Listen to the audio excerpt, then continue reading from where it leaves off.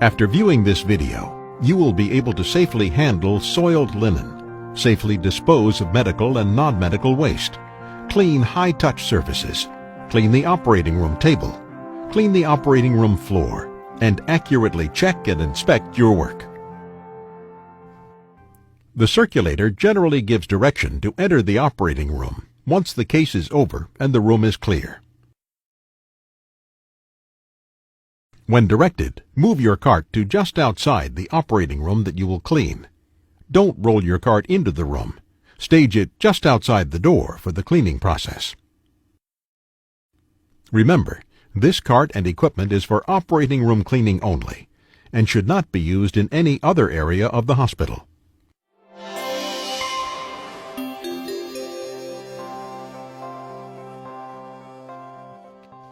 Your personal safety is of the utmost importance.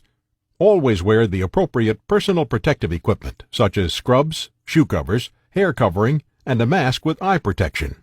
All jewelry and personal effects should be left in your locker.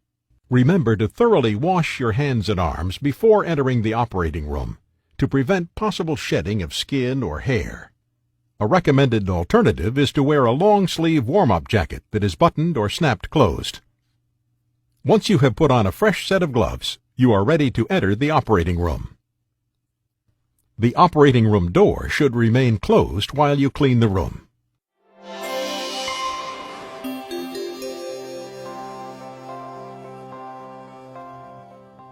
Begin by rolling a Rubbermaid linen hamper up to the operating room table. Fold the linen corners into the middle of the table, forming a small bundle. Lift the bundle so it does not touch your body, and place it into the linen hamper. Remember, treat all linen as though it could contain sharps or medical waste.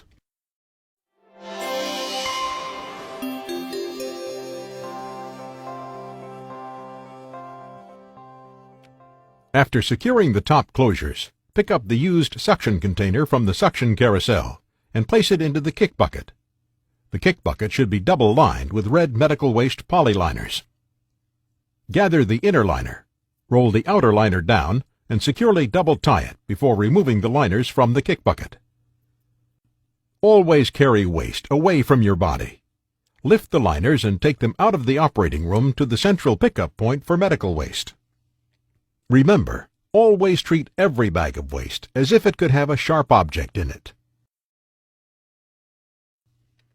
Reline the kick bucket with 2 red medical liners. We recommend a Rubbermaid Lobby Pro dustpan and cleaning wand to gather and pick up any large debris on the floor. The squeegee wand is preferred over a traditional broom in an operating room for several reasons. It does not cause any small particles to become airborne. It is easier to clean and disinfect than a traditional broom.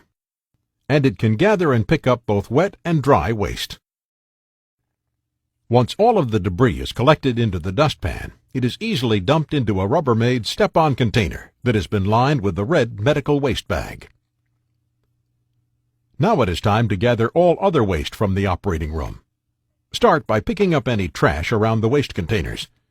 After all the trash has been picked up, roll the polyliner closed and double-tie the top for disposal. Remember, never compress the waste materials down into the container with your hands. A sharp item could be in the waste container.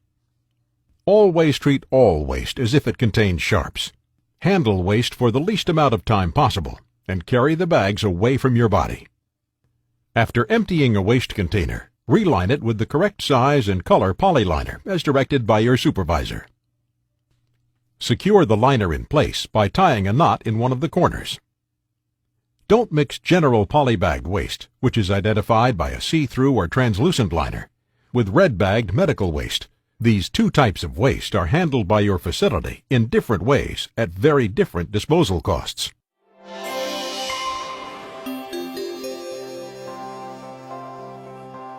High-touch areas are areas that are frequently touched and could be a source of cross-transmission.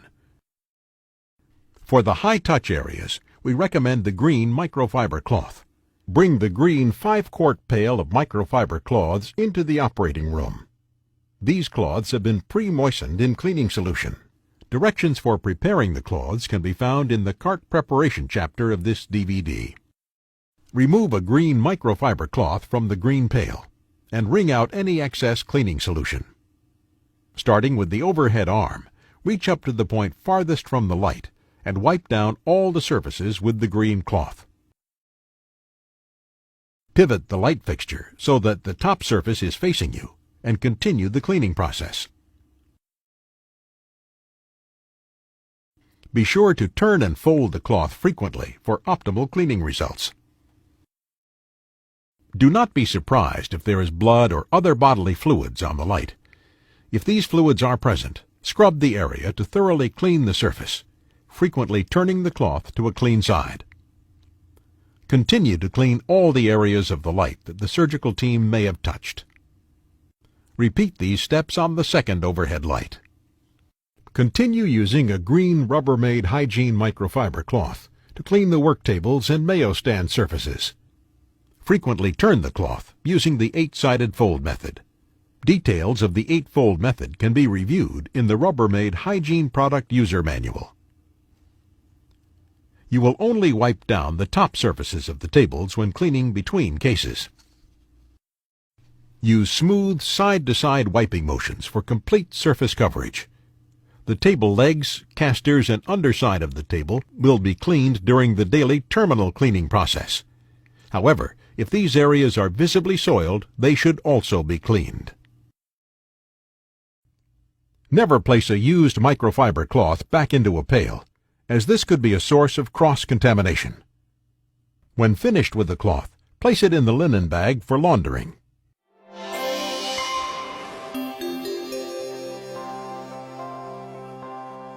We recommend a red Rubbermaid Hygiene microfiber cloth to clean the operating table. To effectively clean the operating table, you will need to disassemble and move its attachments to thoroughly inspect and clean all of its surfaces. Start by inspecting and wiping the top, sides, and bottom of the table pads. Be careful not to stack a cleaned pad on a surface that has not been cleaned. Next, wipe down the top and bottom of each removable component as you lift it from the base. Always wipe the area of the bed beneath the removable platforms before you reinstall them. With some practice, this process becomes second nature. Remember, frequently turn the cloth during the cleaning process. After cleaning the surface of the operating table, work your way down to the table's base. Thoroughly wipe the underneath side of the table.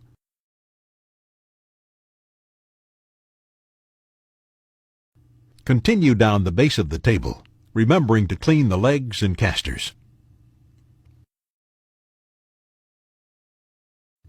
When you are finished with the operating table, put the red microfiber cloth in your laundry bag and return the pails to the cleaning cart.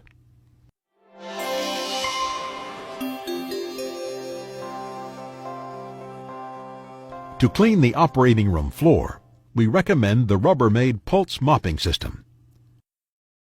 For directions on preparing the Rubbermaid Pulse Mopping System, refer to the cart preparation chapter of this DVD and also in the printed Product Use Manual. Place a safety sign in the doorway of the operating room. Move the operating room table so that you can clean the floor beneath it. Dispense cleaning solution from the pulse mop onto the floor by depressing the red trigger button. Pull the mop through the liquid to adequately wet the mop, and begin mopping with overlapping figure-8 strokes. Pay particular attention to the area around the operating table. Work your way back to the door, being sure to cover all the floor surface. If the mop becomes dry, depress the red trigger button to re-wet the mop as needed. Use only one damp mop per operating room. When done, remove the mop and place it into a Rubbermaid laundry bag. When the floor is dry, remove the safety floor sign and place it back on the cart.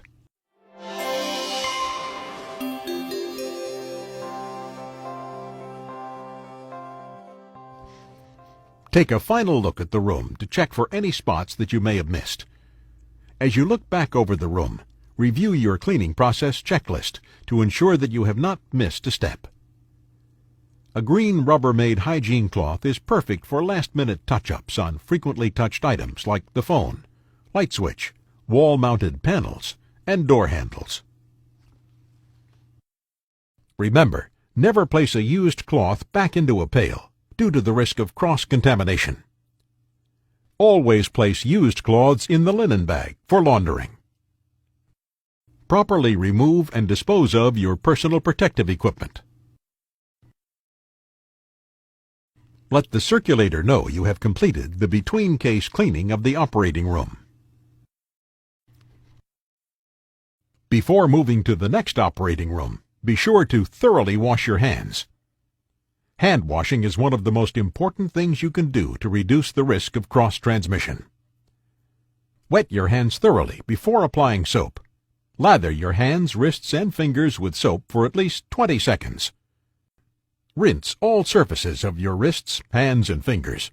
Finish by drying your hands and wrists with a clean, dry paper towel.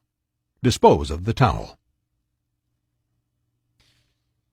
Your facility may have different cleaning procedures.